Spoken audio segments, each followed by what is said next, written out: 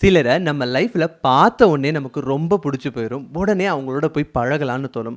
But பழகுனதுக்கு அப்புறமேட்டு அந்த ரிலேஷன்ஷிப்பை லாங் லாஸ்டிங்காக கொண்டு போகிறதுக்கான லாஜிக்ஸை நம்ம தேட ஆரம்பிப்போம். லைக் உண்மையிலேயே அவர் நம்மளோட பழகுவாரா? அவர் ஹானஸ்டானவர் தானா? நம்ம வேவ் லென்த்துக்கு செட் ஆவாரா? இந்த மாதிரி எல்லாம். Welcome to K strategist. இது love campaign with marketing concept series part 10. Marketing கான்செப்ட்ஸில் இதை ரேஷ்னல் அப்பீல் அப்படின்னு சொல்லுவோம்.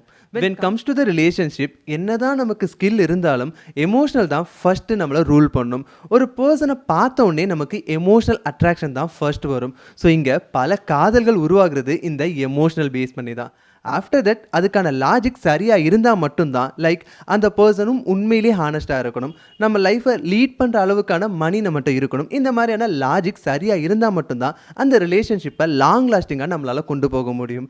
ஸோ இதே மாதிரி தான் மார்க்கெட்டிங்கில் என்ன தான் உங்கள் ஆட்ஸ் எமோஷ்னலி கனெக்டடாக இருந்தாலும் உங்கள் ப்ராடக்டை வாங்கக்கூடிய அளவுக்கான ஜஸ்டிஃபிகேஷன் அண்ட் லாஜிக்ஸை நீங்கள் கொடுத்தா மட்டும்தான் உங்கள் ஆடியன்ஸ் உங்கள் ப்ராடக்டை வாங்குவாங்க. பிகாஸ் யாருமே உங்கள் ப்ராடக்ட்கான specification, reviews and price for the worth இதெல்லாம் பார்க்காம வாங்கவே மாட்டாங்க. Whether it's love or marketing, the formula is simple. Wins their heart but also wins their trust. So இந்த மாதிரி மார்க்கெட்டிங் கான்செப்ட்ஸை ரொம்ப ஈஸியாக நீங்கள் கற்றுக்கணும்னு நினச்சிங்கன்னா இந்த வீடியோக்கு ஒரு லைக்கை போட்டு மறக்காமல் என்ன ஃபாலோ பண்ணிக்கோங்க.